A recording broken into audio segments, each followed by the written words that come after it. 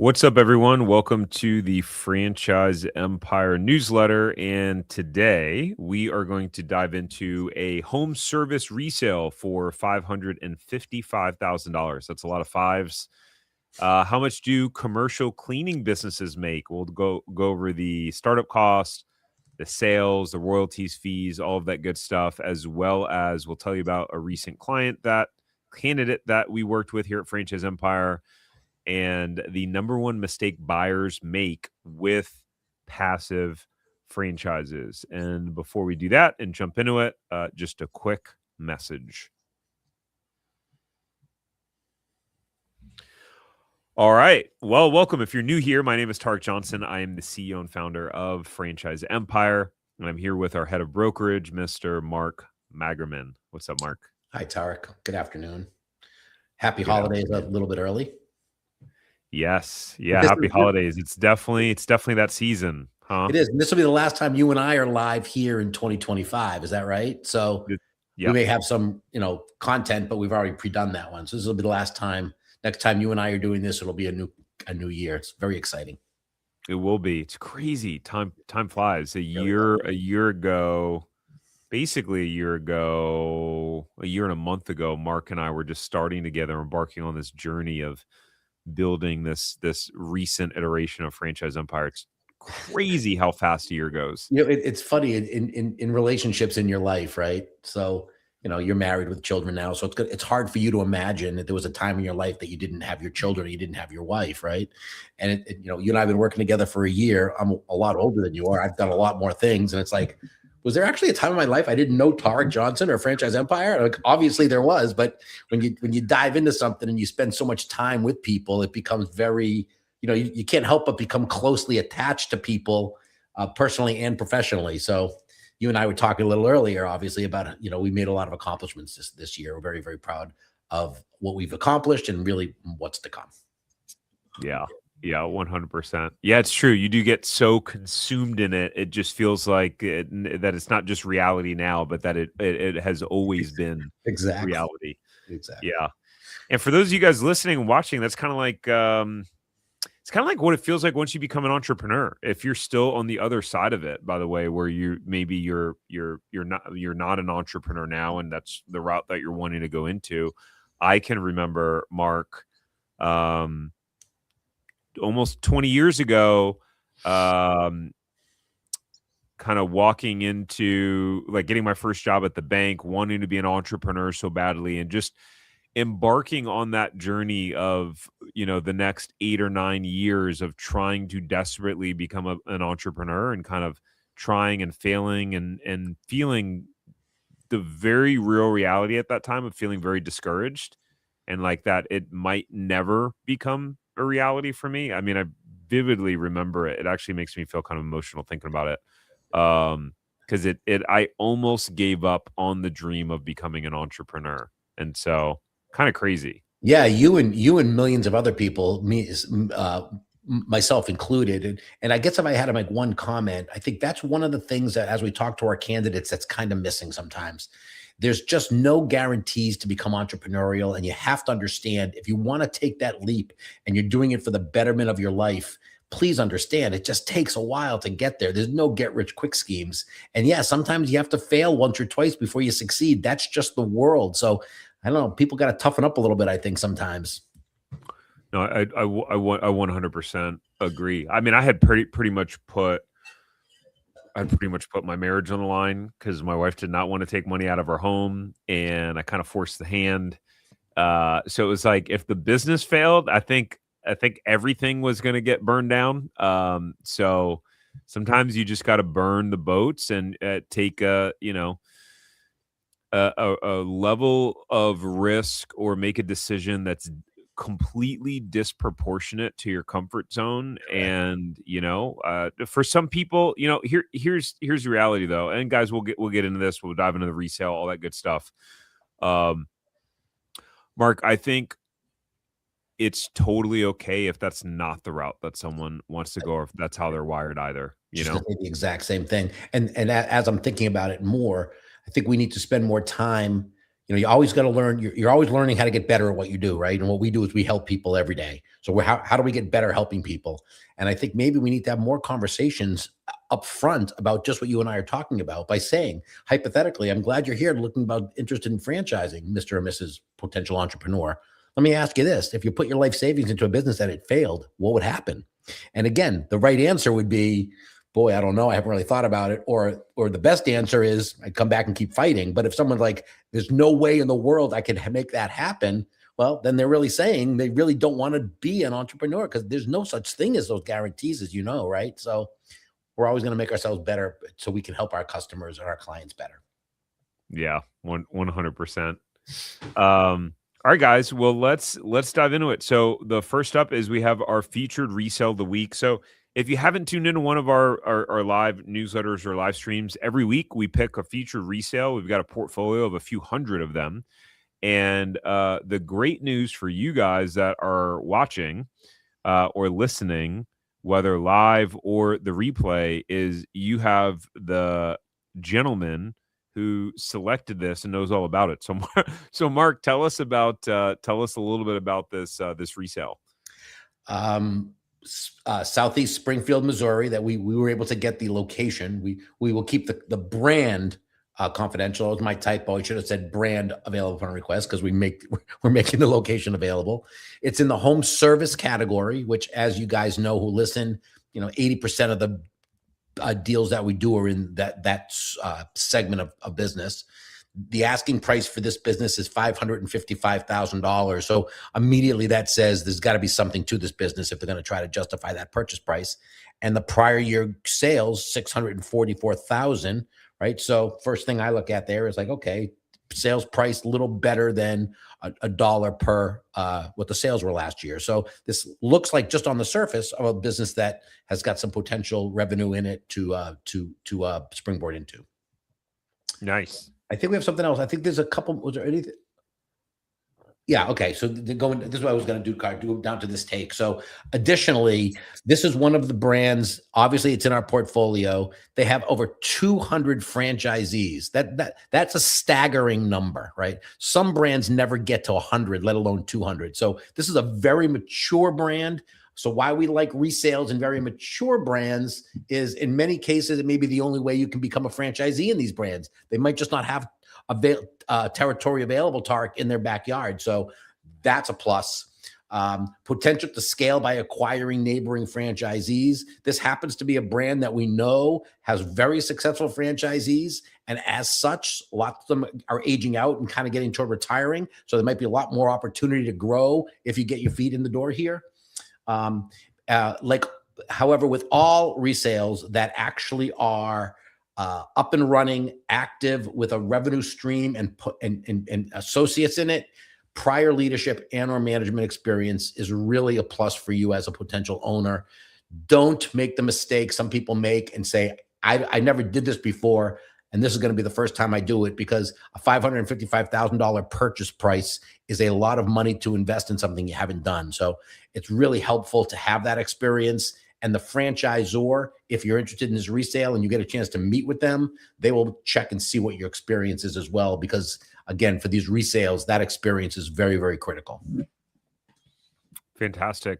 I don't really have anything else to add to that. I mean, Mark really hit on all of it, outside of, if you guys, if you're in the Springfield, Missouri area and you want to, get introduced to the brand and find out more about what it is, how it works, and be able to get connected to the seller, then you can go to franchiseempire.com/resales, be able to set up a free Zoom or call with our team and go from there. And if you're not in Springfield, Missouri, and you're thinking, I'd like to know if there are any resales available in my neck of the woods, then do the same thing. Submit. You'll be able to set up a meeting with our team. Our team will do a free check for you, and we'll see what's available. And if there's not anything available, we'll add you to a waiting list for specific areas. And if something pops up, we'll reach out to you. No harm, no foul. No harm, no foul. And again, I'll just say this before we segue. I've said it, most of the times I'm doing these sessions with Tarek, but it's really going to be helpful for you as a buyer of a resale business to come to that meeting, to come to the introduction, pre-qualified by a lender.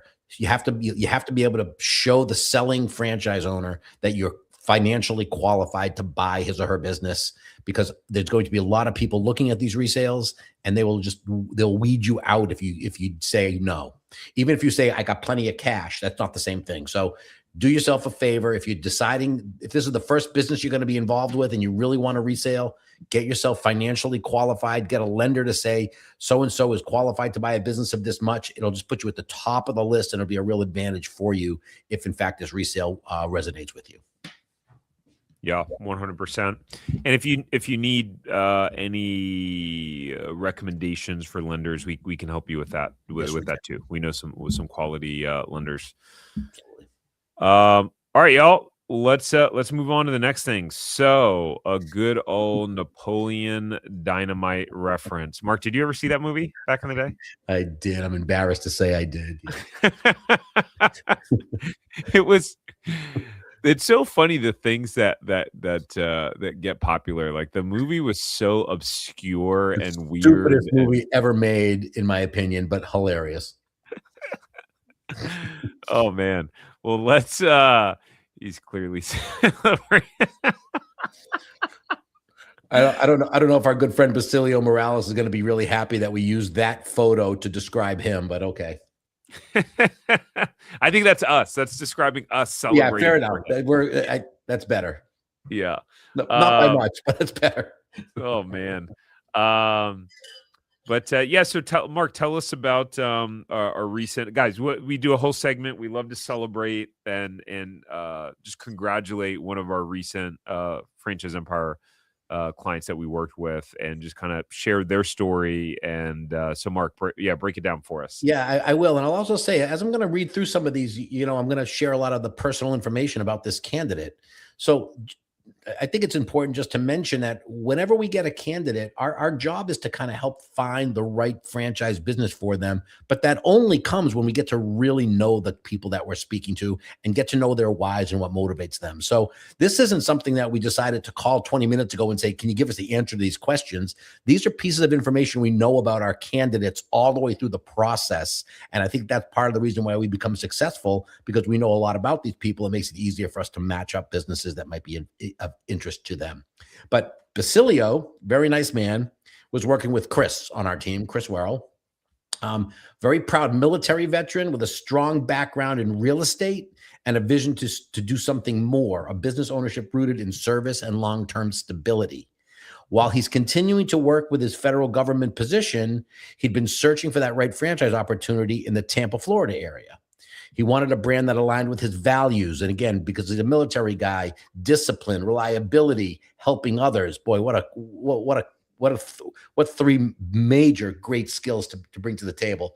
That's when he connected with Franchise Empire, and he met our stellar broker, Chris. And together they explored a variety of opportunities, took a very thoughtful approach to the due diligence. And in the end, he found a franchise in the essential home maintenance space, something that aligned with his values and feel a real need in the market. And I will also mention, because I talk to Chris about our candidates all the time, it took several stabs at it to find the right one for Basilio, right? It doesn't always mean the first brand that we introduced to you was the right one. And they went back and forth, and give credit to Basilio. He stayed with the process and kept giving Chris the feedback that was important. And, it takes two to get over the finish line. But this brand offered a very clear mission, very strong support system, and a business model that made sense for Basilio's lifestyle and goals. Now he's officially an owner, launching his new business in Tampa, Florida. And we wish him nothing but the best. And we have a feeling we'll be staying in touch with him, because I believe he was interested in maybe doing another franchise once he makes this one up and running, which we'd be happy to chat with him. So again, it's the culmination of what we do. We take tremendous joy and satisfaction when our candidates sign and become franchise owners. It's very fulfilling living it vicariously through them. And usually they stay in touch and let us know how things are going. So very, very, very successful story. Chris did an amazing job staying with him, and we can only help those who want to help themselves. Yeah, well said. Congrats, Basilio. Super excited for you, man. Absolutely. And appreciate your service. And I think that from what I've seen and heard, that military veterans make great franchisees because they're great at execution and following the system. They certainly do. Very humble as well. Nice. Yeah, true. And which is typically when there was a stretch on our podcast where I would interview and meet with a lot of founders of franchisors or CEOs, and I would always ask them what's the difference between the most successful franchisees and the ones that aren't, and they would always say following the system, which I think is an oversimplification personally, but it just shows there are it's just crazy to think about how many people come into a franchise and try to reinvent the wheel and just don't trust what the franchisor is telling them. And if you're not going to trust what the franchisor is going to tell you, don't buy that brand. If you don't feel confident in their strategy, just choose something different. Choose a different brand that you feel confident in their strategy. Absolutely. And one other thing too, and when you say it is oversimplification, I think there's some truth to that. However, the best brands, which we feel we work with the best brands, are always letting candidates know, yes, you've got to follow the model, but there's also things that the franchisor are responsible for. But there's always going to be things the franchisee is responsible for above and beyond following the playbook. For example, creating awareness in your local marketing, right? Taking the information that the brand gives you and springboarding it. So the franchise owners that do the best can follow the systems and don't ignore what they're responsible for. So that's the beauty of the package when they both meet in the middle. Yeah, 100%. Totally agree. Let's dive into our franchise of the week, ladies and gentlemen. Every week, what we've been doing on this recent series is going down the franchise 500 list and picking the largest, most well-known franchises. Yes, that is exactly, and one of the things we did here. Stratus Building Solutions. So they launched. So, guys, have you ever even heard of them? Mark, had you heard of them before this? I've been in this business now for many years, and I got to be honest, no, I didn't. I love it. I love it. I learned. I could lie and say I did, but then if you quizzed me, I'd fail. So I might as well come clean. I did not know until I read these notes before you and I got together. I was like, wow, I'm curious to hear what Doris got to say about it. No, and I asked because I mean before I did the video on this, because I think I had done a video before we put this in the newsletter. I hadn't either. So to me it's always fascinating. I always learn something new every day, and it's just a testament to why we do these newsletters and share what we're sharing, because there's always something to learn and to learn about. And whether you decide to buy a franchise or not, a recent video that I recorded, I said, well, no matter how you feel about franchising, like, just cool. If you're an entrepreneur, take the idea, go model it, go do your own thing, figure it out. There's plenty of people that do it that way. There's always something to learn and kind of mold it to whatever, however it will benefit you. So no doubt, tune in, listen to this, however this will benefit you. I love hearing about stories of businesses that built something epic personally. I think it's really cool. So they launched in 2006 in LA. Simple mission: disrupt a $100 billion commercial cleaning industry by giving franchise owners a way to scale without expensive storefronts, have heavy overhead, or a huge staff. Something that Mark and I know something about. And instead of the traditional model where every franchisee works directly with the franchisor, Stratus introduced a different approach, the master franchise system, where a territory owner effectively becomes a mini franchisor for their reason. Mark, do you want to just kind of give some distinction on how that works? Sure. Typically, when you become a franchise owner, you invest in a territory or maybe two geographic territories, and that's where you build your business. Or if you buy a resale, you're buying an existing resale franchise business that's based on a territorial configuration.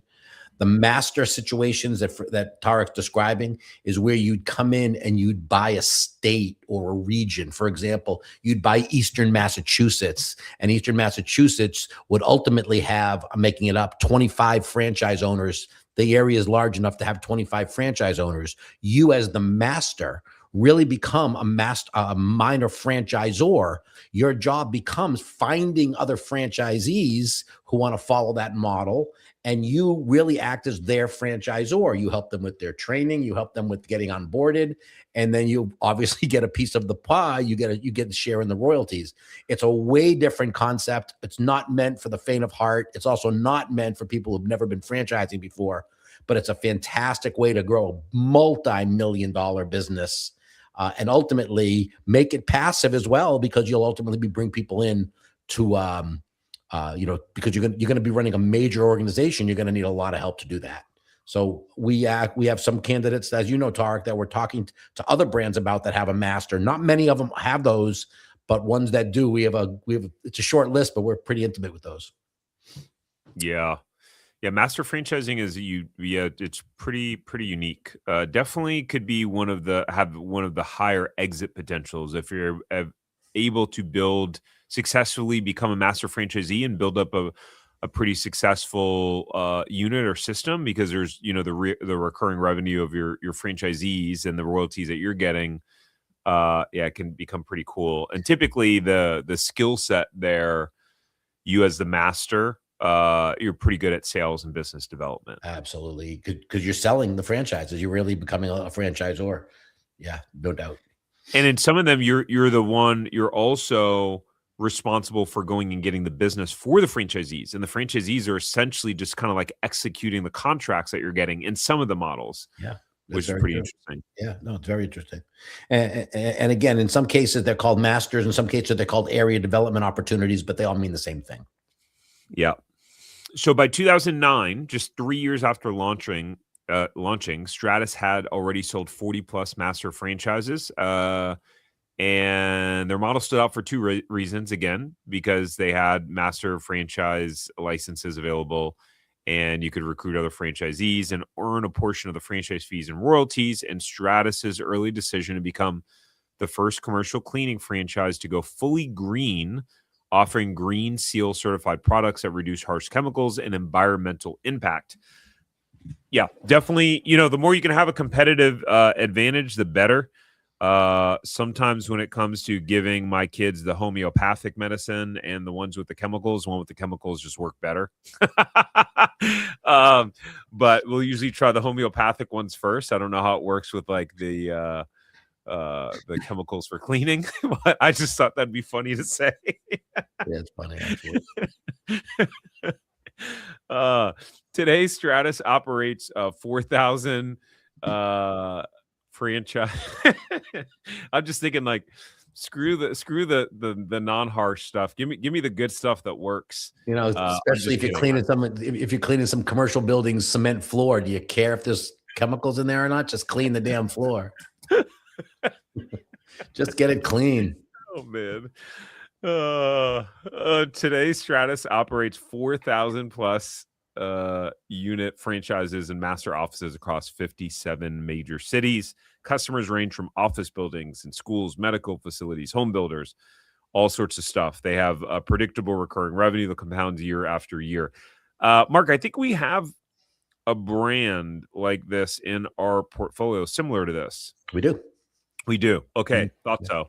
Yeah. So by the way, if you guys are probably not going to happen with Stratus, but if you guys are interested in a kind of a brand like this, then reach out to us and we can check and see if your territory is available. Yeah, and commercial cleaning is a really excellent business for a couple of reasons. It's so different than residential cleaning, right? Residential cleaning, you're cleaning for somebody who owns their home. If you leave one piece of dust on the floor, they'll fire you tomorrow and not hire you back. I'm not saying you can do a lousy job, but the commercial cleaning business is mandated, right? These commercial property owners or these landlords have tenants who are paying rent. They can't afford to have these places clean. So these businesses are actually getting their cleaners in every week on a recurring basis. And most of it's done at night. So your crews are going to go in there in the nighttime when people aren't there. It is a tremendously valuable business. I will say, yes, the challenge will be building a crew and developing your team and maintaining them. But I always believe if you're making a ton of money, pay them some of that money, keep them locked in, give them reason to show up and go to work. But commercial cleaning is one of our favorite categories. Yeah, for sure. Yeah, our office is here in a giant office complex, and what was this? Maybe about 6 months ago or so. The office complex was having, and there's a lot of professional offices, title companies, dental offices, financial planning practices, all sorts of stuff in this office complex that we're in. And there were some issues with whatever the cleaning company they were using to come clean the offices after hours, because it's like a full, kind of like what's called a full service lease, where they'll come and vacuum and do all that stuff, and it's included in the lease. And they swapped out with a different company who's way better. And I was just thinking on the other side of it, as they were, firing this company and hiring another one. I thought, man, what an opportunity for someone, whoever owns the business that's getting hired, because they're the people that own this building are part of a bigger, like, property group, and they Sure. own and property manage for a bunch of other buildings. So just imagine the opportunity in this space is quite significant, and the recurring revenue, by the way, element of it is pretty nice. If you're doing a really darn good job and you have a contract, my goodness, I mean, you could get a multi-six-figure contract that could be 3-5 years, something like that.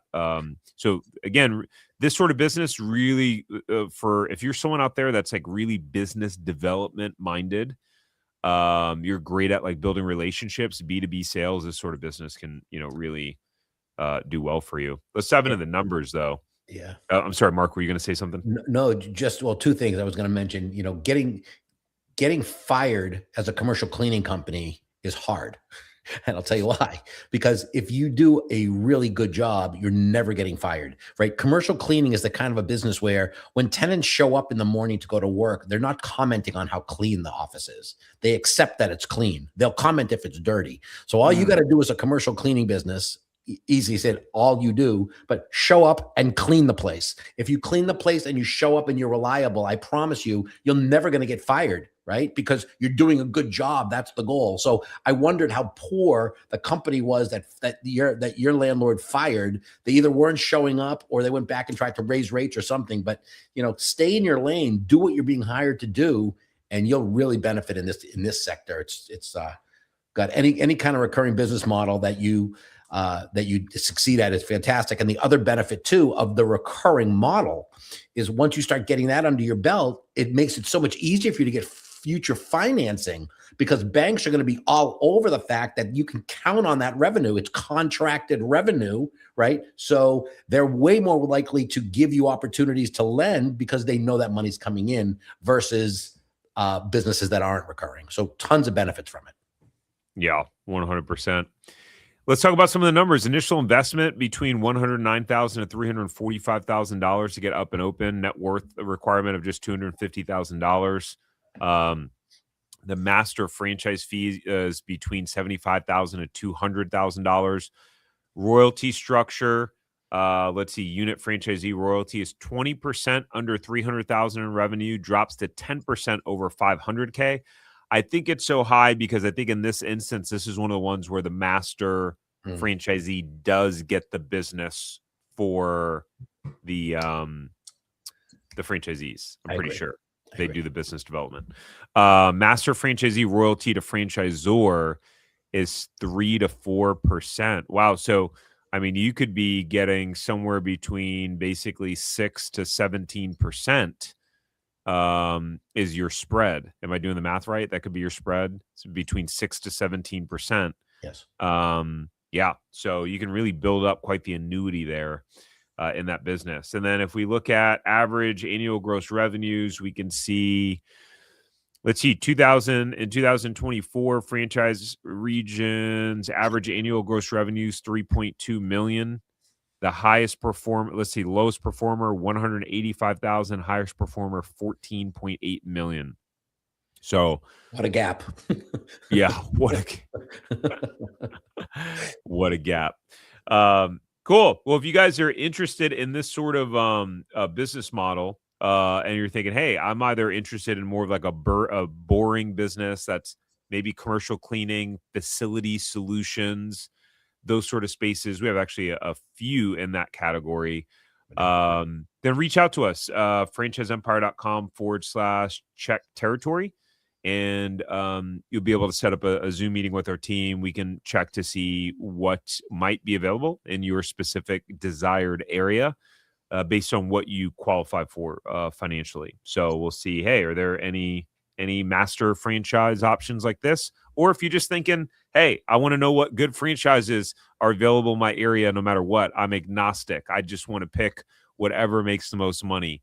I think that's the wrong way to think about it, but we're happy to talk to you and explain why that's the wrong reason to think about it, while also being able to find you franchises that show strong financials, meaning franchisees are doing well on average. Okay. Last but not least, passive income, our favorite topic. So the number, this piece of content is the number one. I think this was a video that we. Yes. Okay. I thought it was one that we did together. I was in the thumbnail, but I'm like, I'm pretty sure that was me, Mark, and Laura. So this is the number one mistake buyers make with passive franchises. So if you're someone who's been thinking, I'd like to buy a franchise, just hire a manager and let the business run for itself. It doesn't quite work like that, but it's an important conversation, because at some point, I did get to this point with one of my franchise locations, but not immediately. And I think I may in the video talk about how that happened, but you should go watch it. It's on our Franchise Empire YouTube channel. If you're remotely interested in buying a franchise, this is an important video and topic to watch and just consider and know overall. Mark, any without giving away the whole shebang of the video? No, I'm going to keep my mouth shut then, because I can't just do it in a few words. It's a very passionate topic of mine, as you know. Check out the video, and if you still have questions, we're happy to answer them for you. But it's a big mistake people make, and it's just not based in reality in many cases. And you really got to earn the right to have a passive business. You've got to earn that right. It's not a given. So I'll kind of leave it at that, I think. Yeah, for sure. Brandon has an interesting question. You said that you think Clean Juice is a dying brand. Will you ever do a rundown to explain? That's a great question. I hadn't really thought about it, but maybe, Brandon, that's a great content idea. So thank you for giving me that idea. I know there's a guy, a YouTuber out there who his videos get so many views. He does a really good job breaking down the rise and downfall of X, Y, and Z brand. And he just kind of tells the story pretty nonchalantly by just standing outside pretty much in front of the store. From the production standpoint, I'm trying to think how he must just read off the notes and just pause. I'm like, how does he give such accurate, incredibly insightful data just standing outside of the store like that? I'm sure he must have some notes, but yeah, maybe I'll do one on Clean Juice. I think it's pretty interesting what's happened there. Outside of that, that's it, guys. That's all we got for today. So this will be our last live stream of the year. We may put some a pre-recorded one or two to go live while we're on break. Not sure, but I guess you'll find out. Mark, any parting words? No. As you and I will chat a little bit, but I hope you have a very happy, healthy holiday season with your family, and everybody who's listening. We hope the same for you. We will be back first of the year, and we look forward to helping, I don't know, over 100 people next year, right? We're gonna have over 100 people help. We're going to help over 100 people next year become franchise owners, and we're very excited about it. So maybe one of them is you. Maybe. By the way, our office, guys, will be closed from the Monday the 22nd to January 5th. So if you do, input your info and go to book a meeting, and like, why can I not book a meeting until January 5th? It's because our team is resting and recovering, and we're going to enjoy it, and hope that you do too, but happy to talk to you in January. All right, guys, take care. Have a good one. Thanks, Mark. Bye. Thank you.